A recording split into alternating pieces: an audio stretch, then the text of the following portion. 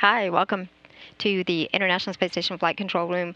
It was a really exciting night last night. We had Expedition 38 ending with the departure of that Soyuz TMA-10 and with the 3 crew members aboard.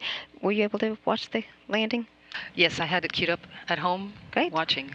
Well, with the departure of Expedition 38 crew, that kicks off the Expedition 39 mission. And so here with me today, we have the space station program has a plan for science on Expedition 39. And so here with me today, I have Yuri Gunart Ramirez.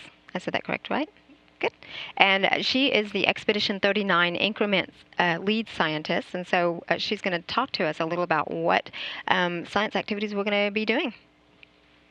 Okay, thank you very much. Essentially, we are very excited this increment pair to start, kick off, continue with the research we have started. One of the focus areas for this increment will be a lot of the external platforms that we continue to attach to the International Space Station. And one of the unique vantage points for utilizing the space station for external viewing is, of course, its location, its ability for different platforms to access it on a much lower cost than they would have to if they had to incur launch and all of those pieces separately. And its ability to both monitor Earth and continue to collect data on Earth sciences, as well as a window to the rest of the universe. So for that, we have, during this expedition, SpaceX 3 is currently planned to launch in a few days, and it will be delivering 2 additions for instruments to space station. One of them is the HDEV, which will allow a high-definition view of the Earth, and main concept is to test cosmic impact on the cameras and figure out how we can further that technology. Mm-hmm. The other external platform that's coming up with SpaceX 3 is Opals, and this is a pretty interesting device which is going to continue to advance our understanding on communication via laser. And essentially from JPL there will be a beacon that will be sent when the space station is scheduled to pass over, and it will lock in with the Opals device, and the Opals device will send a video down via laser communication, and that hopefully will advance our understanding and ability to communicate a lot more data in essentially a faster time. Right.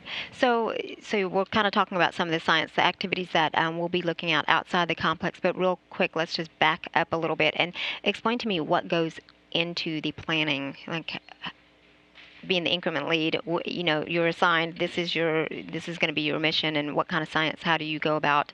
You know, what are the priorities and what things we're going to go ahead and begin? Well, we start off with the planning of a research complement, if you would, for an increment pair. In this case, 39 and 40 will go together. And when we start that process, roughly 12 to 18 months in advance, collecting inputs from the various scientists, and this is a multilateral effort with our USOS partners involved as well. And all of that comes together. There's a special group that puts all that plan together and looks at all the different resources that you need, including the crew time, power, up mass, down mass, cold stowage, etc., and all the different resources that might be needed for a particular investigation. They put all that plan together, and as they look at all that, the priorities are always looked at from 2 different perspectives. You have your long-term range goals as well as your short-term, and there are, depending on the resources that each investigation needs, you look at viability of the samples and whether or not you can repeat something if you don't accomplish it within a certain time period, and how much of it impacts loss of science versus just a deferral of a particular data collection. So all of these different pieces are put together, and we inherit that after the strategic time frame into the tactical time frame about, well, roughly a year about approximately before the increment starts. And then we continue that process as the science matures and we understand the investigations better and vehicles move and adjust those investigations with the priorities. We work together with the stakeholders and make sure that we continue to understand all the different pieces where impact the priorities. Mm-hmm. And then right now we are starting now the real-time process, and what we continue is a dialogue on a weekly basis through the IRT, which essentially convenes multilaterally, as well as we review every week. 4 weeks look ahead.